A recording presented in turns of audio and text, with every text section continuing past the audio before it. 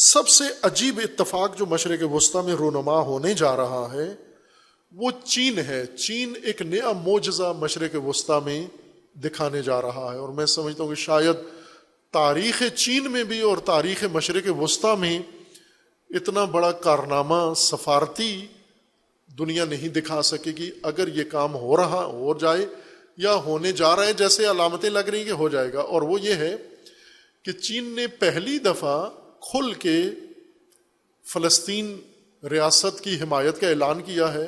محمود عباس فلسطینی سربراہ یہ چین کے دورے پر ہے، اور چین نے پہلے بھی کہا ہوا تھا کہ ہم فلسطین اسرائیل کا معاملہ حل کر سکتے ہیں، اور اس پر اسرائیل نے بھی خوش آمدید کہا اور فلسطینیوں کو بھی بڑی امید ہوئی. اور ظاہر ہے چین بیان بازی کم کرتا ہے. ایران سعودیہ دوستی میں ذرا کوئی بیان نہیں دیا. دوستی کروائی جس دن، اس دن دنیا کو پتہ چلا کہ ان کے درمیان اختلاف ختم کروا کے دوستی کروا چکا ہے. لیکن وہ آدھا کام تھا جو چین نے کیا ہے.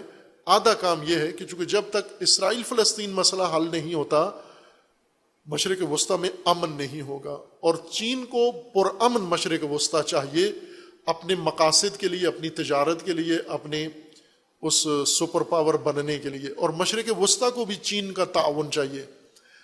بیچ میں رکاوٹ امریکہ تھا، اور کسی حد تک چین نے امریکہ کو وقتہ ڈال دیا ہے.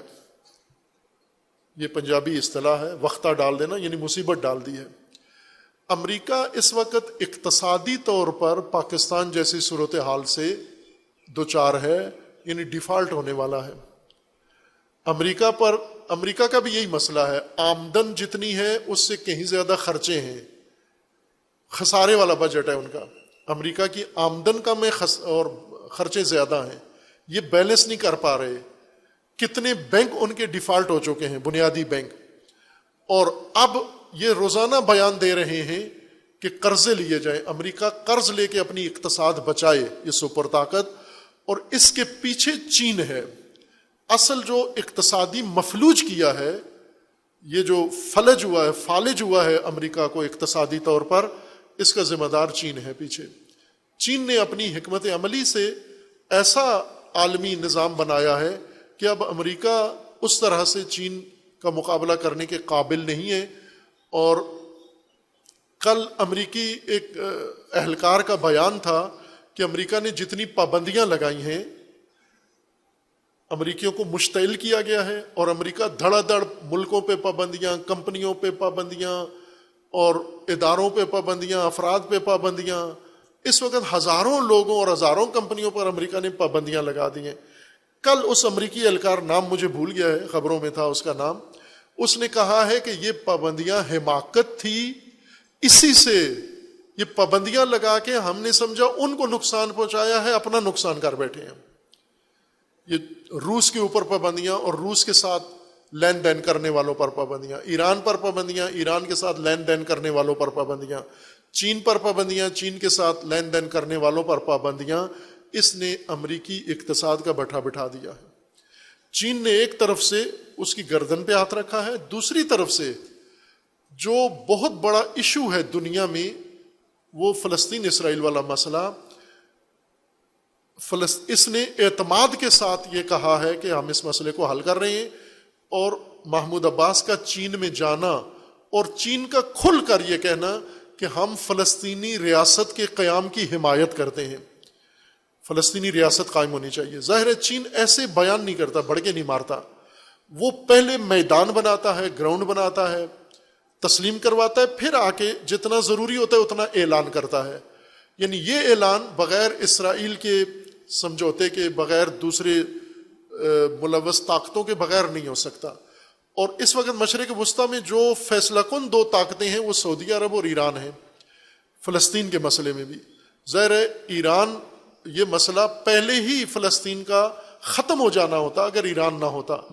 ایران اگر فلسطینیوں کی مدد نہ کرتا، حماس اور جہاد اسلامی جیسی تنظیموں کو مدد نہ دیتا، تو وہ اسرائیل کے خلاف جہاد نہ کرتے اور یہ مسئلہ اسرائیل کے حق میں پہلے سے ہی ختم ہو گیا ہوتا. ایران نے مسئلہ نہیں حل ہونے دیا.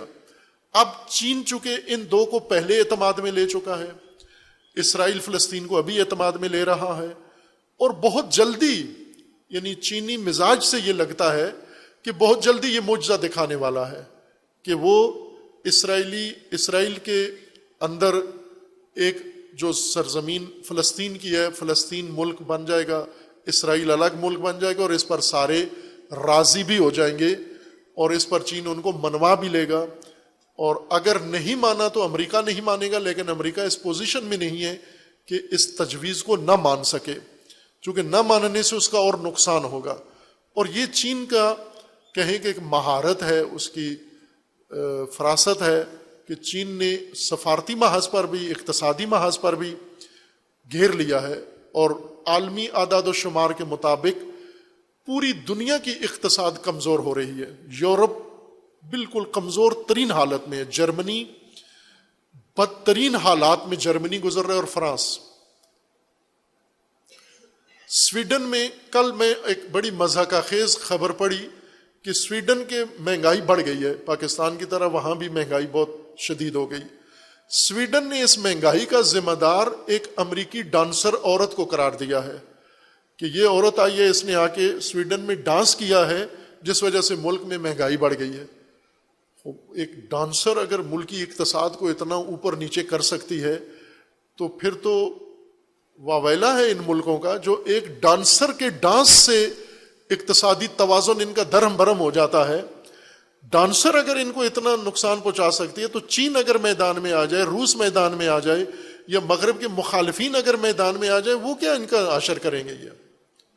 یہ اتنی کمزور ان کی اقتصادیات ہے کہ ایک ڈانسر کے ڈانس سے یہ اتنے متاثر ہو گئے ہیں. رقاصہ نے رقص کیا ہے اور مہنگائی ملک کے اندر بڑھ گئی ہے. یعنی دوسرے لفظوں میں یورپ یوکرین جنگ کی وجہ سے روس نے نتھ ڈالی ہے، ان کو اقتصادی طور پر مفلوج کر دیا ہے، یورپ کو، امریکہ کو. اور چین اس وقت، روس اور چین دونوں مل کر ان کی اقتصادی ابہت کو، رعب کو توڑ رہے ہیں. اور اس کے مقابلے میں خود مشرق وسطیٰ جو انرجی کا گڑھ ہے، اصل زمین کے اوپر انرجی کا ذخیرہ مشرق وسطیٰ ہے، چین اس کے اوپر مسلط ہو رہا ہے. اگر یہ کام کر دے چین، فلسطین اسرائیل والا مسئلہ حل قابل قبول سب کے لیے، سب اس کو، فلسطینی بھی راضی، اسرائیلی بھی راضی، ایران بھی راضی، سعودیہ بھی راضی، عرب بھی راضی، عجم بھی راضی، خوب یہ چین کر سکتا ہے یہ کام.